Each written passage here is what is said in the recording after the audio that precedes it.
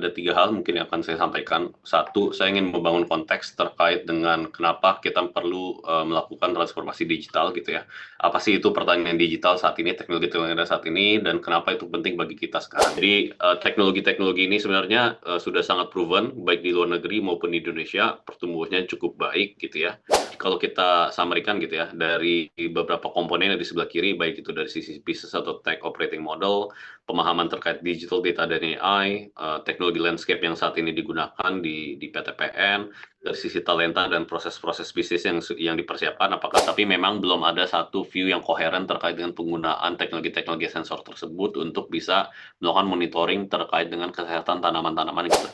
Jadi pada esensinya adalah penggunaan teknologi agriculture 4.0 ini objektifnya dua gitu ya. Satu adalah untuk meningkatkan output, kedua adalah menurunkan input yang diperlukan untuk menghasilkan output tersebut gitu. Jadi itu adalah intisari dari penggunaan teknologi di bidang PTPN, at least yang pada saat dilakukan di 2024 adalah PTPN itu sendiri sebenarnya masuk ke kategori literate gitu ya. Dalam artian sebenarnya secara umum organisasi PTPN itu sudah memahami pentingnya digital data dan AI gitu ya.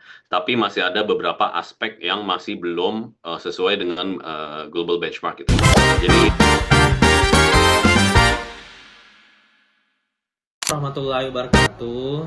Perkenalkan, nama saya Ditya Resa Sari dari bagian tanaman sebagai krani tanaman.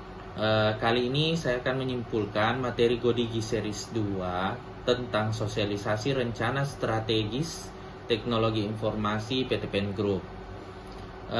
Materi ini menunjukkan bahwa PTPN Group sedang mendorong transformasi digital sebagai langkah strategis untuk memperkuat efisiensi operasional dan meningkatkan produktivitas di seluruh lini bisnis berkebunan.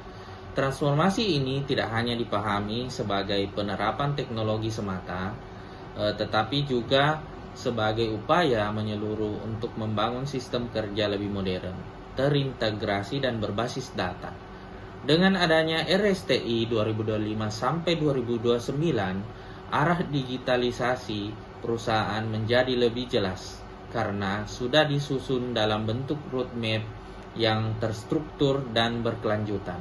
Materi ini juga menegaskan bahwa digitalisasi di PTPN Group memiliki tujuan yang lebih luas, yaitu mendukung daya saing perusahaan di tengah perubahan industri dan tuntunan pasar yang semakin tinggi.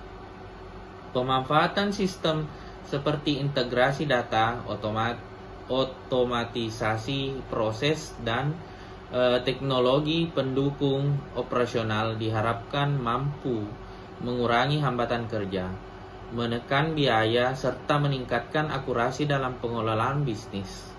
Keberhasilan transformasi digital juga sangat bergantung pada kesiapan sumber daya manusia, tata kelola organisasi, dan budaya kerja yang mendukung perubahan.